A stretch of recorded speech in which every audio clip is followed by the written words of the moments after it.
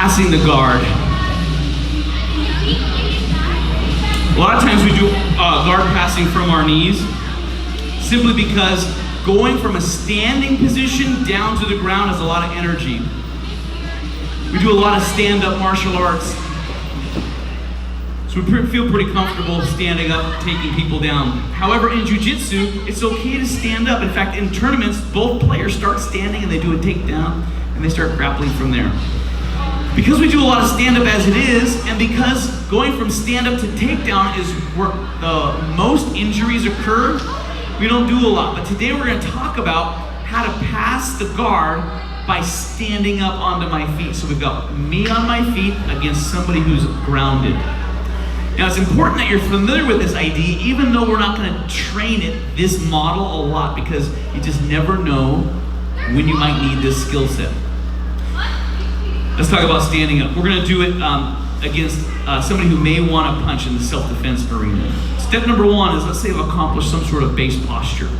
If I want to stand up, if I'm pushing down on his hips, it's going to be hard for me to stand up because I'm working against myself. I'm pushing his body weight down while I'm connected to him with the guard, and then I'm going to try to stand up. I need to get his hips up and I'm pushing him down, so it's opposite. So I need to put weight onto my hands in a spot that helps his hips lift. We're going to do a C grip on the throat, right? Choke, like the claw. The other hand's going to go on the belly. Then I'm going to step up on one foot because with my weight on my hand, it can allow my leg to be light. Put weight on your hands, step up.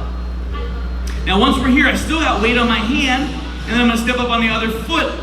And when I'm in this position, I'm controlling how much weight is on the neck and how much weight is on my feet. I want it to be 50-50. And the reason I want it 50-50 is if I commit too much to the choke, I can't remove my arm if needed. So if he starts to do like an arm lock to my arm and I'm putting too much weight, I can't pull my arm off without losing my balance. But if I've got 50% of my weight on my stance and he starts to threaten arm lock, I can just remove my arm. I can transfer the weight off of the hand quickly. So this is step number one, is get up onto my feet. To do that, choking hand on the belly, light leg number two. Next, pop his guard open. It's self-defense. So I'm going to take my hands off of his body and I'm going to start throwing palm strikes at him. He's going to cover and his guard is likely to open and his legs are likely to curl back, right? So this is how we're going to pop the guard open.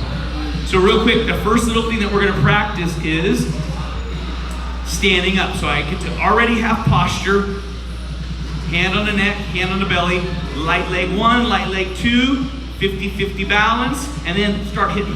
Guard opens, and we're in business. We're going to do a double underleg guard pass. So I'm in this position, I want to stand up.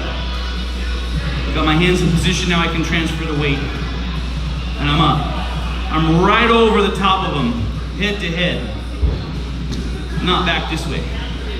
Walk right up over the top of him. Next, I want his guard legs to open, but let's take a look at this position. Would you just let your hips dangle with all the gravity on them? Keep your legs crossed for a moment. Okay, let's just see what happens naturally. Let this settle. When I stand up, the legs are going to have a lot of trouble staying locked. Gravity is on my side. Gravity is not on my partner's side. So when I stand up, and I'm right over the top of him, if he lifts his hips forwards and puts his body weight on his shoulders, it's easier for him to keep the guard, right? Keep his legs locked. Gravity is now pinning on his shoulders, not utilizing his legs as resistance. So this will be beneficial for the person on the bottom. All right, so from that position, start throwing some strikes, they curve and go, right? So either you stand up and their guard opens, or you need a couple shots. Either way, guard opens. Dustin's dropping his guard, but look, his knees are tight together. Now remember, we want to do a double underleg guard pass. I'm going to tuck my elbow tight to my body, and since this route is tight, I'm going to do a backward swim. I'm over-exaggerating, of course. This is a big swim. Doesn't need to be that big, but you need to come back behind the ankle. And then we're gonna come underneath down by the knee, and then underneath this one, down by the leg. Double underleg guard pass. I'm still standing. Clamp down on the legs, reach for the shoulder. Then compress, knee to nose, move around the side with your hips, push your hips forward, head falls and melts, and then give them the paper cutter, bug the neck. Once you finish bugging the neck, you can switch to a modified mount. As I'm coming around, my southern knee is at boardwalk, prime real estate, until I can regather my hands and I might want to switch. How you manage side mount today is not as important as passing the legs. Sound good? All right, let's do a little more variety here.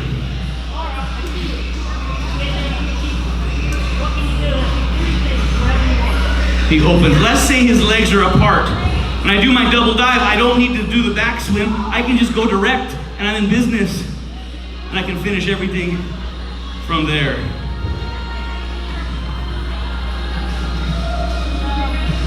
Okay, so if I do the back swim or the double dive, depends on how their guard opens. Are their knees together? Do the back swim. Get deep on the back swim. Don't be up by their ankle. Back swim down by their knee, or if their legs are apart, just go direct. All right, same move. Okay, same move, everything the same. Got good posture to start. I want to stand up, weight transfer, 50-50, directly over the top of him. Start to strike him, he opens his guard, and then from this position we can do the double dive. Where am I going with this? Oh yeah, we can do the double dive or the back swim, but make sure the elbow is tucked. Back swim, dive under, and here we go. Now in this position, I want to bring this leg up on my shoulder. But as I do, and I try to bring this hand to his shoulder, to slough this up on my shoulder, he makes this leg heavy. He pushes down on that leg. So now I'm gonna switch. Take the light leg up on my shoulder, reach to that side, and then come around. Same thing on this side. Bug the neck, block southern hip, and then I can go from there to whatever side mount feels good. So all we're gonna do is be sensitive to the heavy leg if they give us a heavy leg. Try not to go underneath the heavy one, just switch to the light one. Let's talk benefits real quick. Benefits, risks of a standing guard pass. When you're standing, the plus side of standing versus passing the guard on your legs is you're farther away from that person's submissions. If I'm standing, he's not gonna be able to arm lock me, triangle me. I'm farther away from submissions. As I get broken down, I'm getting closer to submissions. If I'm standing, he has less control over me. I can move around. If I'm on the ground entangled with his legs, I have less mobility. Downside, standing. I have only 2 base points. I'm top heavy. I have a weak base. He can manipulate my weak base, cause me to fall, lose my standing position. So, pluses and minuses of standing guard passes. Let's bring it to the next technique. Next technique is not self-defense oriented. However, you could utilize the movements. It's more sportive. And the reason it's sportive is we're just not gonna punch them to pop the guard open. We gotta use other ideas to pop the guard open. Basics, same, heavy. So I can step up, 50-50, head right over his head. Once we're in this position, I'm gonna stand up. And as I stand up, capture the outside position of his leg. The other hand is either gonna use your hand or your forearm to push down on his legs. And as I push down on his legs, you can do a little bounce to help the legs to separate. So now the guard is open. To do the pass we're gonna do, called the unnatural guard pass, I need to add a couple elements. Back step, take the center position, back step. This elbow is gonna close this window on the hip. I do not want this foot to access my hip, so I protect that hip. This hand's gonna come grab his ankle. A lot of times this ankle is gonna be landing on my hip line. So I want control of that ankle, and I wanna close that window. Again. Standing up. Control a leg. Push, close that window, back step, back step, back step, back step, control the wrist. I'm sorry, control his ankle with my hand. This is our landing position we want to accomplish right here. Okay. Right over the top. Stand up. Hips are forward, head is back. We need to have good balance, good base. Control the outside position of his knee. Inside position. Slough it off. Back step once. Control that window. Back step twice. Find his ankle. This is where we're leaving off, right? Next, from this position, we're gonna be like a bug landing an insect. It's got 6 legs. We gotta do a 6-point landing. 6-point landing, like that insect, right? From this position, I've got the ankle control. Important that I pass this ankle in between my stance. Okay, do like a hook, like a butterfly hook. Then, 6-point landing, point 1, point 2 on the knee. Jump over to the side so you have a little clearance. Knee is 4, toes are 5.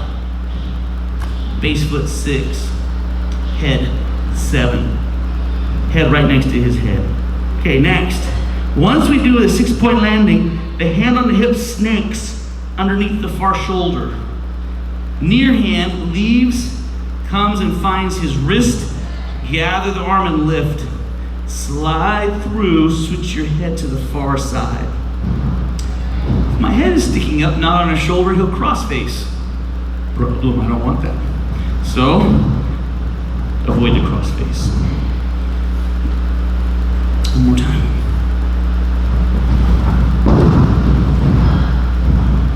Right over the top. Good posture, control his ankle. Slough this one off. Back step once, back step twice. Grab the ankle, pass it through the stance. Hip, knee, knee slide, head down. 6-point landing. Snake the arm underneath, remove this one out of the way, slide through, head to the other side. From here you can always come back. New idea. Same stand up. Got my head right over his head. Now in response, right about now, well, let's go ahead and stand up. Wrap, break. Legs are open. Right about now, he's gonna grab my ankles, both wrists, monkey grips. He's gonna bring his knees to the inside. Does it look familiar? Knee drive, takedown. Now, if I'm standing over the top of him, it's actually better for me than if I'm standing back away from him. If I'm putting my chest down, it's actually better for him, worse for me. So, a couple things.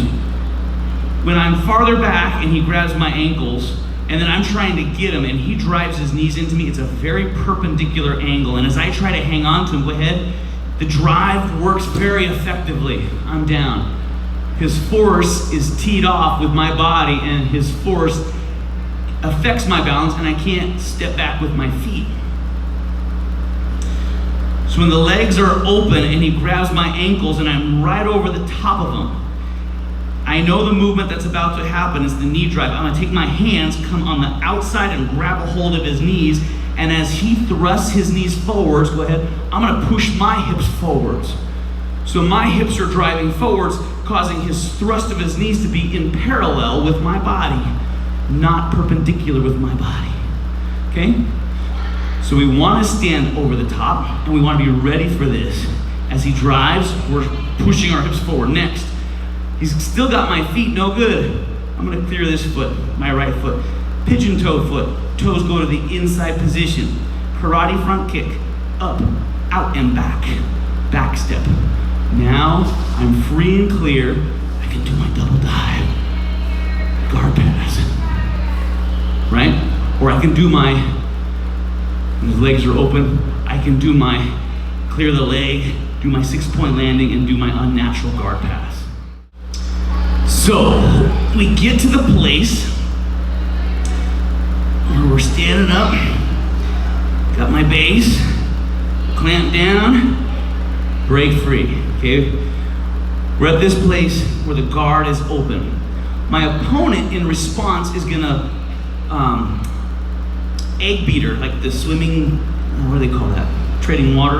We're gonna egg beater their legs to double butterfly guard. So now I'm standing, he's got butterfly guard legs.